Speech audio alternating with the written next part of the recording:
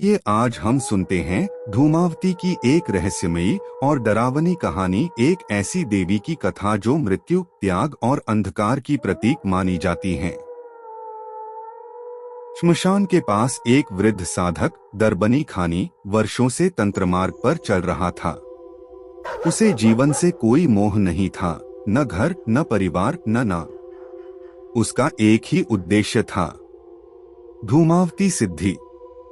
लेकिन सिद्धि पूरी होने से पहले ही कई शिष्य मरे, कुछ पागल हो गए और कुछ बिना कफन के राख बन गए।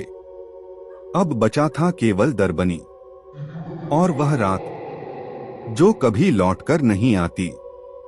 कथा आषाढ़ की अंधेरी रात थी।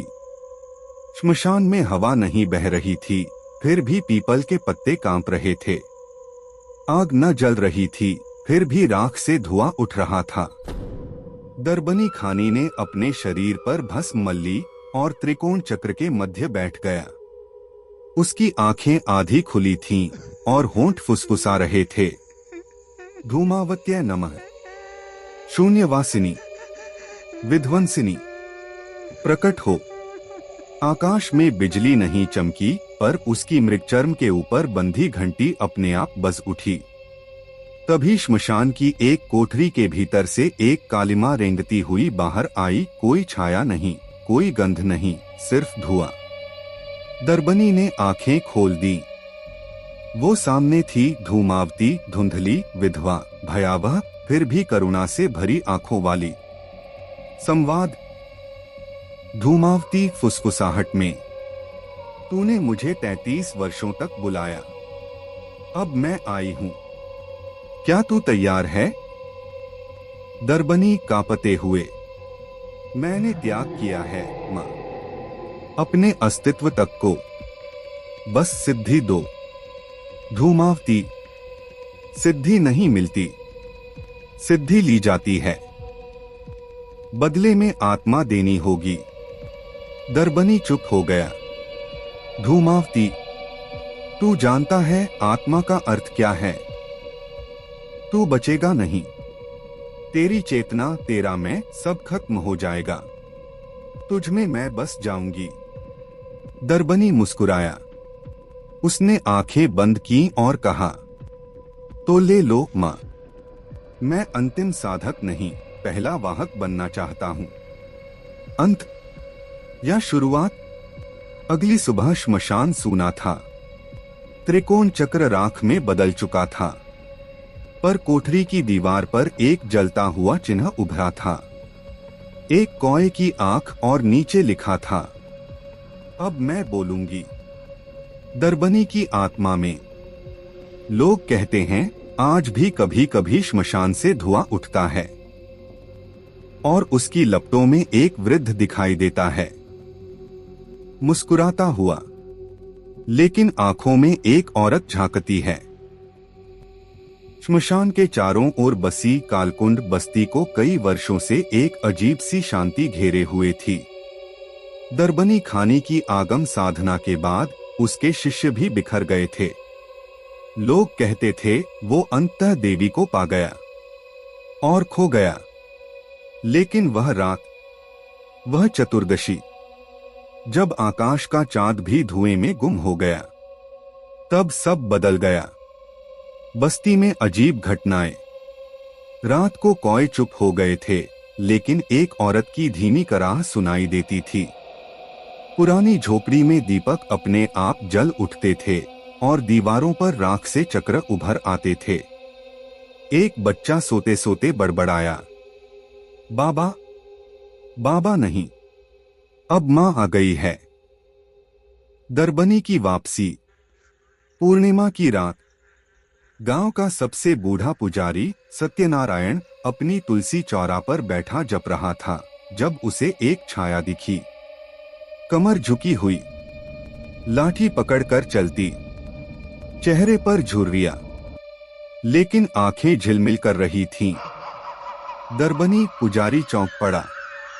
वृद्ध ने उसकी ओर देखा, फिर बोला, अब दरबनी नहीं, अब धूमावती बोल रही है। पुजारी के होठों से मंत्र गिर पड़े। हवा ठंडी हो गई। कुत्ते रोने लगे। एक नई उपासना की मांग। मुझे पूजा नहीं चाहिए, वृद्ध बोला, मुझे वाहक चाहिए। मेरी साधना अब पूरी हुई है। अब कालकुंड को चुनना होगा, या मेरा मार्ग या मेरी मृत्यु। गांव में लोग धीरे धीरे बीमार पड़ने लगे। कोई रात को लोगों की छत पर आ बैठते। जो उनका सामना करता अगली सुबह गूंगा होता। किंवदंती बनी, दरबनी लौटा नहीं है। वो भीतर से सबको बदल रहा है। एक दृश्य धूमावती के रूप में। कहते हैं एक युवती जिसने दरबनी की आंखों में देखा, वो चीखते हुए बोली, उसके भीतर कोई और है। औरत है, विधवा, सफेद वस्त्र। वो मुझे देख रही थी, जैसे मुझे ओढ़ लेना चाहती हो। रहस्य क्या है? क्या दरबनी की आत्मा मिट चुकी है और वह अब धूमावती का चलित रूप है? या क्या यह धूमावती का पहला प्रयोग है, एक मानव शरीर में बस कर कालकुंड पर नियंत्रण पाने का, जब पूरा गांव धूमावती को समर्पित होता है? या भस्म पृष्ठभूमि? दरबनी खानी अब वह नहीं रहा। वह अब एक चलती फिरती छाया है, जिसकी आंखों में धूमावती झांकती है। कालकुंड गांव धीरे धीरे बदल रहा है। लोग कम बोलते हैं, ज्यादा देखते हैं। शादी ब्याह बंद हो गए हैं। स्त्रियां केवल सफेद वस्त्र पहनती हैं। बच्चे सोते हुए नींद में तंत्र पढ़ते हैं। पुजारी की आवाज अब मूक है। और गांव के बाहर की दुनिया, वहां कोई आता नहीं। गांव अब धूमावती का क्षेत्र बन चुका है। एक रात्रि, चतुर्दशी की काली रात, गांव के चौक पर एक त्रिकोणीय यंत्र खींचा गया। सभी घरों की औरतें उसे फूलों से भरती हैं, लेकिन फूल हैं मुरझाए हुए। हर द्वार पर जली हुई रुई की बाती टंगी जाती है। देवी को आने के लिए आमंत्रण। एक औरत महिप्रभा, जो कभी स्कूल की शिक्षिका थी, अब बच्चों को सिर्फ यही सिखाती है। त्याग, मौन, धूम, समर्पण या भस्म। उस रात गांव के बीचों बीच दरबनी खानी खड़ा था, या वो जो अब बचा था। उसकी आवाज में कोई कंपन नहीं, कोई हृदय नहीं। धूमावती तुमसे प्रसन्न है, लेकिन वो अब अपना संपूर्ण स्वरूप प्रकट करेंगी। तुम्हें समर्पित होना होगा आत्मा से, नहीं तो। भीड़ चुप। तभी एक वृद्ध किसान रघुनाथ बोल उठा, हम देवी की पूजा करते हैं, पर आत्मा नहीं देंगे। तुम पिशाच हो। दरबनी मुस्कुराया। हवा में झटका हुआ। रघुनाथ का शरीर वहीं खड़ा था, पर उसकी आंखें राख हो चुकी थीं। आग की वर्षा। आग सीधे नहीं गिरी, बल्कि गांव के कुएं से निकली। एक कौआ गिरा और उसके पंख जलकर राख हो गए, पर वो जीवित रहा। गायें बिन वजह दौड़ने लगी, और हर घर की दीवार पर उभर आया वही चिन्ह, त्रिकोण यंत्र, समर्पण। और फिर एक एक कर लोगों ने घुटनों के बल बैठना शुरू किया। मैं धूमावती को आत्मा अर्पित करता हूँ। मुझे मृत्यु का भय नहीं। मेरी स्मृति भी तेरी हो माँ। जो नहीं झुके उनके घरों में राख फैल गई। उनकी आवाजें भीतर से किसी ने चुरा लीं। बचे लोग अब अपने नाम भूलने लगे, क्योंकि धूमावती को नाम की आवश्यकता नहीं। त्रिकोण यंत्र का विद्रोह। जब कोई देवी की रचना को उलटना चाहता है।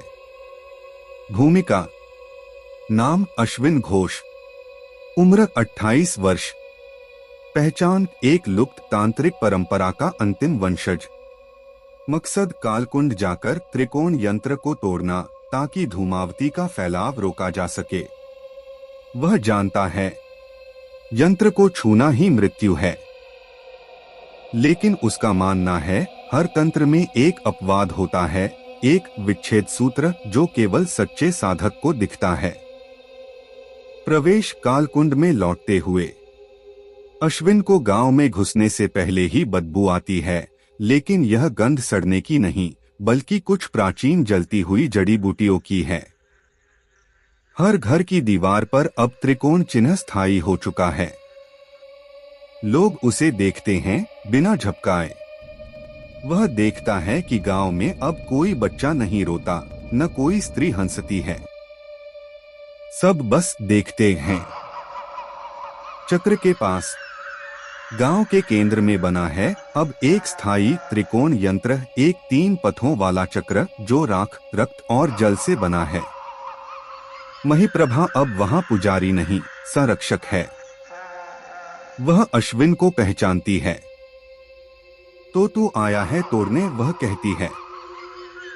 अश्विन कहता है, हाँ, लेकिन मैं चक्र नहीं तोड़ता, मैं केंद्र ढूंढता हूं। जहां देवी सांस लेती हैं, वही उनकी सबसे कमजोर जगह होती है। विद्रोह शुरू होता है। अश्विन चक्र के भीतर प्रवेश करता है। उसके पांव राख में डूबते हैं। त्रिकोण के मध्य में अब एक आंख दिखाई देती है, जलती हुई। वह उसे देखता है और तुरंत आंखें बंद करता है, क्योंकि वह जानता है जो भी सीधे उस आंख को देखेगा वह कभी अपना नहीं रहेगा। वह मंत्र पढ़ता है, विच्छेदाय नमः, प्रत्याख्यानाय नमः। देवी तू मौन बन, यह मेरा यज्ञ है। त्रिकोण की चीख। चक्र हिलता है। मिट्टी की दरारों से कौए निकलते हैं, पर अब वे काले नहीं, सफेद हैं। हर ग्रामीण एक साथ चिल्लाता है, रोक दो, यह यंत्र नहीं, देवी की धड़कन है। अश्विन कहता है, अगर यह धड़कन है तो मैं उसे स्थिर कर दूंगा। वह रक्त, राख और जल को उलटकर चक्र की दिशा बदलता है। अब यह त्रिकोण नहीं, वृत्त बनेगा, और जहां वृत्त है वहां शून्य है, और जहां शून्य है वहां कोई देवी नहीं बसती। क्या टूटा? महिप्रभा गिर जाती है। लोग चुप हो जाते हैं। त्रिकोण आंख बंद हो जाती है।